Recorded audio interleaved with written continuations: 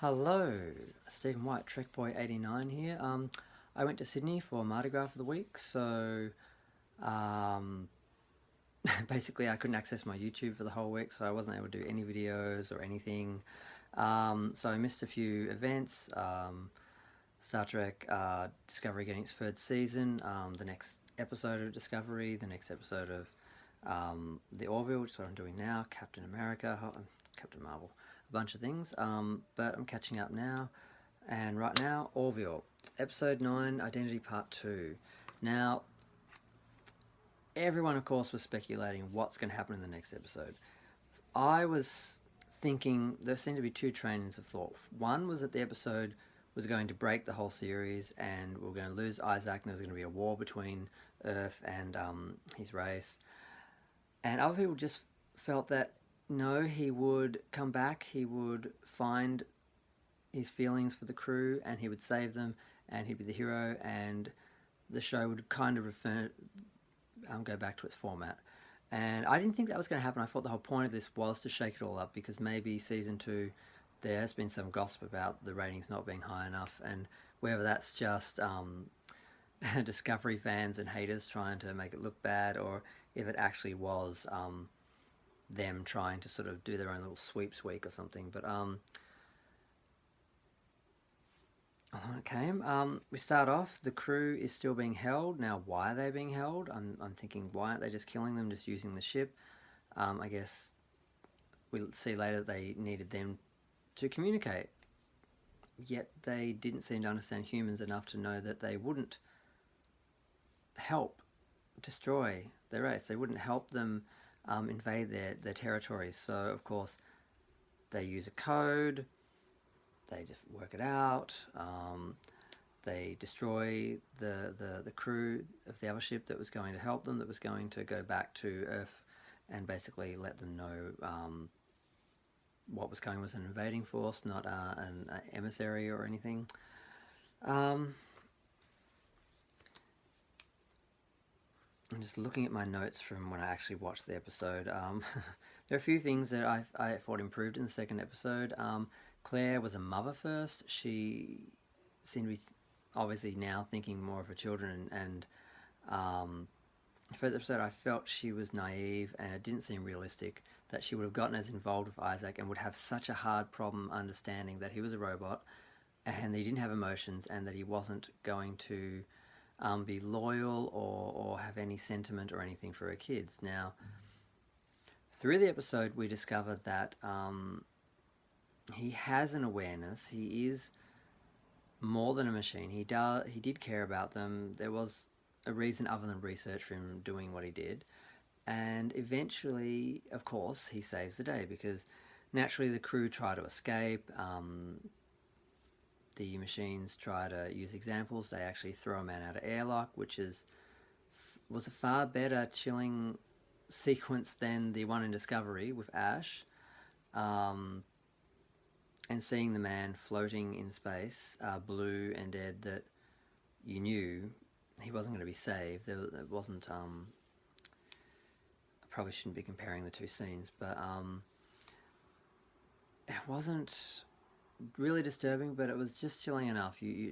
So the show isn't totally for kids. There are a few scenes that are a little darker, which is good because sometimes it is a bit too light. It seems a little naive to me, and I'm glad that because they're machines. They're just going to do that. I thought, why haven't they killed anyone yet? They're not. Isaac managed to talk them out of it to a point, but then they decided he had problems. He had to reset his system. Basically, they saw there was something wrong with him, and eventually he does save the day. Eventually, he basically shuts all the robots on the ship down, and the crew is able to take the ship back over and go to Earth.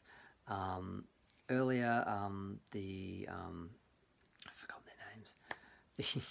The helm and the first in command, the ex-wife, basically go out in a shuttle and they contact their mortal enemy. I'm forgetting names.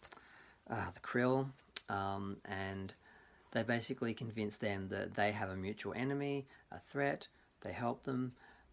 So what we see is a battle, and we think that the Krill's not coming and Earth is in trouble. And fortunately, they come out at the last minute, save the day. Um, and this could be something that affects them long term, so far as them having a truce and so forth, because they believe that their gods made this happen for a reason. So, and of course, religious zealots can use God's intentions any way that suits them. So they may still become an ally. They may be the Klingons of the original series, where they eventually become allies. So yeah, he saves the day. They manage to restore him. They keep him. The captain basically begs to have him on the ship under his command, under his supervision. So eventually we will have him back. I guess his character will grow and he will become some sort of liaison. Now he's a refugee, escaped, run away from his own race. He betrayed them. But they were defeated in the battle with the Krill, of course, and they had to retreat. So whether they're going to come back, whether they're going to continue this, whether it is going to be a war, or whether this was just an awesome two-parter. But they wouldn't have set all this up to leave it at that. So I loved it. It was great. I wanted a big universe-shattering event that changed everything and changed the series, because I thought they need to take some risks, because they don't know how many seasons they're going to get and they don't want to play it too safe. But I'm kind of glad Isaac's going to be back, and because we've already lost one crew member, but I thought that was going to be the trend, that they were going to give us the whole,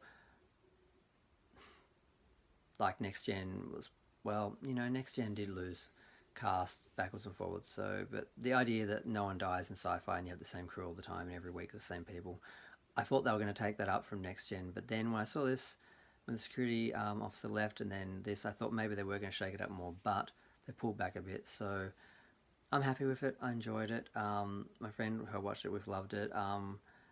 And I think overall the Orville is doing well. It is a crowd pleaser. It is consistent. They've pulled back the comedy a bit. They've made it more character-based humour. Everything's working. We're involved. We're invested with the characters. We understand them. We know who they are. There's so many ways it's better than Discovery and better than Star Trek and some other shows. So yeah, overall, I guess I should be giving ratings. I guess I'd give it a 4 out of 5. Or a 9 out of 10. I thought it was great. The first episode of the two-parter was more thrilling because, of course, we don't know where it's going to go. Didn't go where I wanted, but I'm glad he stayed. So I'm now interested to see how they develop through that storyline and the relations between the two planets without it being too overbearing, but at the same time, I hope they don't just leave it and it's just, next week's a reset and we forget all about it. So I hope, because a lot of the stories from season 1 affected the characters in season 2 and continued on. So if they can have that sort of storytelling, I think it's going to benefit them a lot. So I will guess I will leave it there because I'm looking at my notes and there's not a lot left that I didn't get to.